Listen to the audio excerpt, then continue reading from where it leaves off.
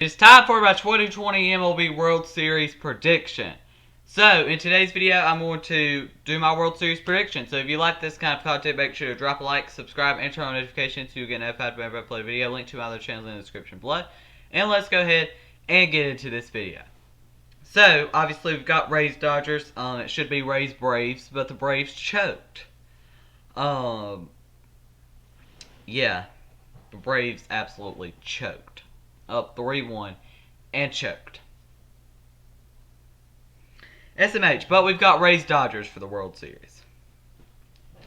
Now, the Rays are a team that if we see the Rays that played in games 4, 5, and 6, then it's going to be a very close series and a very winnable series for the Dodgers. Now, if we see a Rays team that plays like they did in games 1, 2, 3, and 7, then we're going to see a lot different of a Rays team.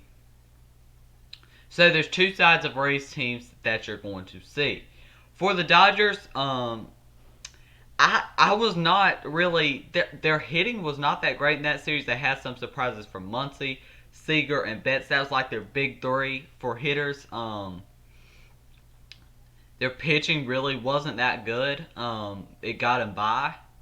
Kershaw obviously is choke Shaw in the playoffs. He is so bad in the playoffs. Buehler was pretty reliable for them though. With Tony Godslin was pretty decent too. Dustin May, he didn't do crap in the series. He was terrible. And I think this series is very winnable, possibly for the Rays. The Dodgers hitting just wasn't really great. Yeah. Obviously, Corey Seager got NLCS MVP because he was by far the best hitter for the Dodgers. Their bullpen wasn't anything great either. Jansen was pretty good. But Brusdar Graterol was so bad. Brusdar Graterol was just pitching straight cheese. Very simple.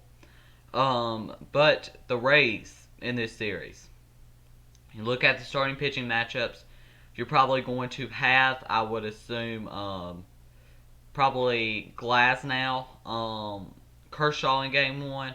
Then in game 2, it's probably going to be, I would probably say Snell Buehler, which would be a pretty good matchup. Game 3 would probably be Tony Godslin versus Charlie Morton, I'd say. Game 4 will probably be Ryan Yarbrough versus Dustin May. Game 5 will be Julio Urias versus probably that's a bullpen day for the Rays, and then 6 and 7 is probably going to be Snell and Morton, or Glasnow and Morton. So, yeah. Who has the advantage in the starting rotation? I'm going to give it to the Rays for the simple reason that they've just got more depth, more pitching that's better. Because that top three with Glasnow, Morton, and Snell is so dangerous. And then you've got Yarbrough, who can be decent, and then a bullpen day, which a bullpen day is not being that successful in the playoffs.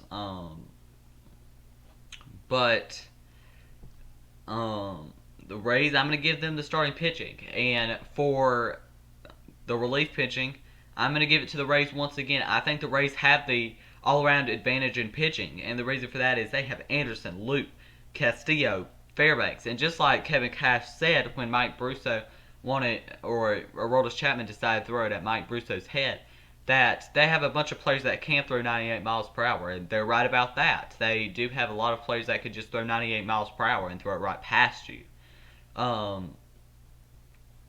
And for the Rays in this series, the hitting might be a struggle. I could definitely see it being a struggle. With players like Brandon Lau not hitting. But they have a Randy Arozarena who got the ALCS MVP. Like 7 home runs this postseason. He's been great this postseason. The Rays may have some struggles hitting. But the Rays tried their best to choke versus the Astros. I mean, they tried their best. And if we're looking at catchers, Will Smith versus Mike Zuriano, I will take Will Smith. First base, you're looking at Muncy versus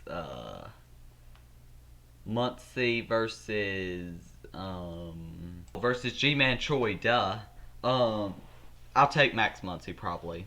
Brandon Lau versus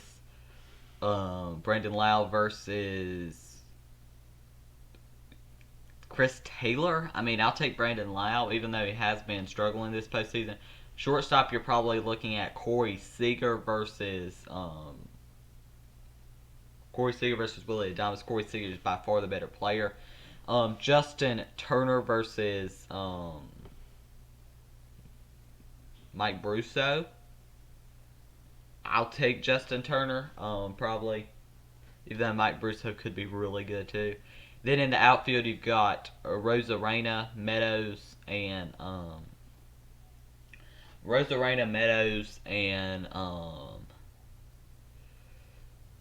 Margot. And you've got Bellinger and Betts in center field and right field. I'll take both of those over the Rays outfielders. And then in left field, you're probably going to have Rosarena versus like Edwin Rios or something. Will Jock Peterson, but he could play DH as well.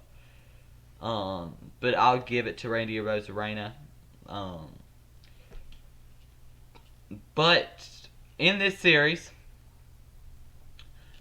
the Dodgers are going to have a lot of trouble. Their hitting's not going to. They're not going to have any easy games.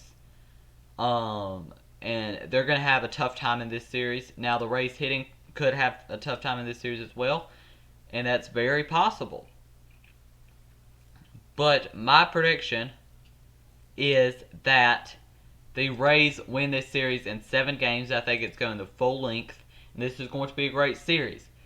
But this could be a low-scoring series, so watch out for it to be a low-scoring series. That's what I predict, a low-scoring series, and Rays win in 7, just like I predicted in my postseason predictions and my start of postseason predictions. I said Rays versus Dodgers and Rays in 7. That's exactly what I'm going with again. So yeah, the Rays are going to win the World Series for my prediction. That's my prediction. If you enjoyed it, make sure you drop a like, subscribe, and turn on notifications so you get notified whenever I upload a video. Link to my other channels in the description below. Thank you for watching, and I'll be back with more videos soon.